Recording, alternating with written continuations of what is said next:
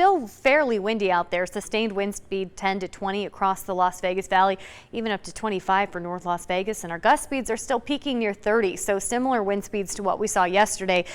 Difference today is that the temperatures are colder, so it feels much colder outside. That wind really stings out there. But I mean, we're talking temperatures in the 50s and not sub-zero. So I guess it's really not all that bad, right? 56 right now at the airport, 55 for Nellis, 49 still in Summerlin, 56 in Boulder City. Comparing these temperatures to 24 hours ago, we're running 5 to 10 degrees colder, and that's why the wind feels that much more impactful.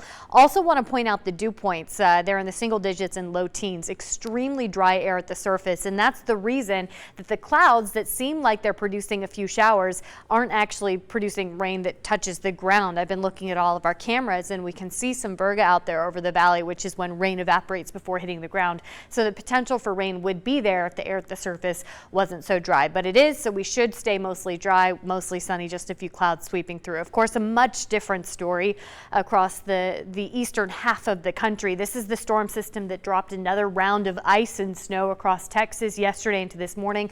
Right now we're looking at ice and snow for Louisiana up through Mississippi, moving into Alabama as we speak. This is going to slide its way up the northeast, again dropping a trail of winter weather as it goes, and you can still see just the intensely cold conditions for the majority of the country. Our feels like temperatures are in the single digits for Oklahoma City right now. It feels like just 16 degrees right now in Dallas.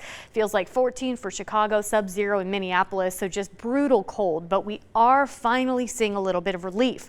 The reason for this cold is that jet stream sagging far enough south to allow the Arctic air to sink far enough south, but the jet stream kind of pulls back up heading into this weekend. So we should see warming conditions across the south. By the start of next week, the jet stream actually shows a ridge over the southwest, so that's when we really turn up the temperature and our highs climb into the 70s. For the rest of this evening, though, do expect the breezy and cool conditions. The wind will linger overnight into early tomorrow morning before settling down right around lunchtime tomorrow.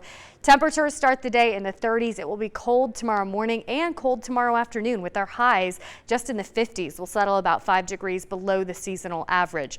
After that, though, things look much better. Our wind speeds calm Thursday into Friday. Our temperatures are back in the 60s this weekend, and then by the start of next week, 70s with sunshine.